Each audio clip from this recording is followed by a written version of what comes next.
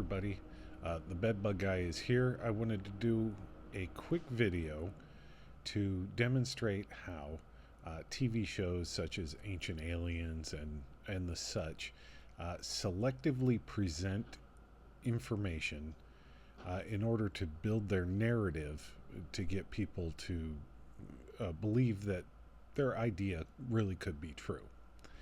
And if you knew one piece of critical information that was missing, it would totally change your perception of what you're looking at. And in order to demonstrate this, I'm going to use this picture that's floating on their internet right now. And it's been discussed by Ancient Aliens at one time or another, but we'll look at this one specifically. And it shows, what you're looking at. It shows, obviously a phallus, and it's ejaculating, and what looks to be a sperm. And then it says the narrative is it possible that the ancient Egyptians knew what sperm looked like without microscopes? Did they have any knowledge from possibly extraterrestrials? Oh, look, there's a cat. How could they possibly have known this? And you look at it, wow, if you don't know anything else, you say, well, that looks like a sperm, and oh my God, how did they know? They didn't have microscopes. And also they say, well, maybe this little crescent shape was a microscope lens, and you see the eye. Okay, so here's the thing. An Egyptologist, or somebody like me who's just been researching this all his life, a para-Egyptologist, if you will, looks at this and we see what's going on. So what looks like a sperm is actually a very common hieroglyph, and the hieroglyph is Wab. So here's a little brief lesson about hieroglyphs because it helps to explain what's going on. On top is the hieroglyph Wab, and hieroglyphs could be used in two ways. You could use them as phonetic sounds, the same way that we use the alphabet for, to spell words. And on the bottom you see the word Wab as it would be spelled out in a sentence. And they've added the little foot to represent the B sound to make sure this is the word Wab. Oddly enough, the hieroglyph and the word mean the same thing. Because the other way you can use hieroglyphs is as ideograms. And those ideograms were used in two ways. And for example, we'll talk about how we use emojis today in texting.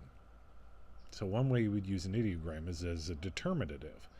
And the way you use emojis to do that is you write a really sarcastic sentence to somebody, and to make sure they know you're joking, you put a laughing face emoji at the end. It's a determinative, so the reader knows I'm meaning to be funny. And then as an ideogram, where somebody says something funny, and you want to show that you thought it was funny, but don't want to say, oh my goodness, this was so funny, I laughed till I died, you would put a laughing face emoji, because it's an ideogram, it's a picture writing, people know what it means. So the same thing in ancient Egypt. The totally literate could read entire sentences with words spelled out, but the illiterate couldn't. So if they wanted to put a concept onto a wall art, or for the illiterate to understand, they would use an ideogram, because everybody knows in ancient Egypt what this is. So the hieroglyph is water pouring out of a jar, and it's the hieroglyph Wab, and Wab means pure, purify, to purify, purification. Okay, so knowing this, that it's an actual hieroglyph, if we look at the entire thing with that in mind of what that means, and above it is what looks like a lens is actually the letter T, and the I is the letter ear. So it's actually saying something.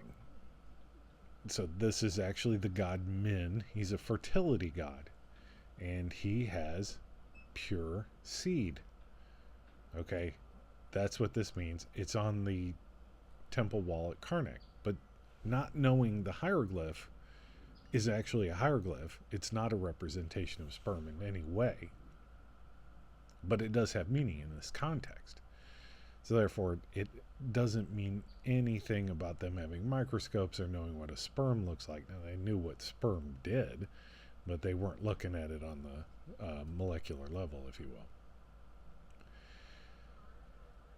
And this is my point I'm trying to make. If a lot of times they're very selective on what they present to you, and how you perceive it depends on you. If you have a base knowledge where you can look at that and then ask the right questions, you're going to find out, okay, no, this isn't really what it is. So remember that TV shows like Ancient Aliens are for entertainment. It's not for factual education. It's to present ideas. It's to make money, sell advertising, to keep that show going, and for all the people in it to sell their books and their merchandise and do their speaking tours. And this is America, and they're, by golly, I admire them for doing that. But my advice is don't take complete stock in everything that you see and hear. Kind of really look into it to find out if it's truly a mystery or if they're just embellishing to make everything look so fantastical. Anyway, that's all I wanted to say. Thanks for stopping by.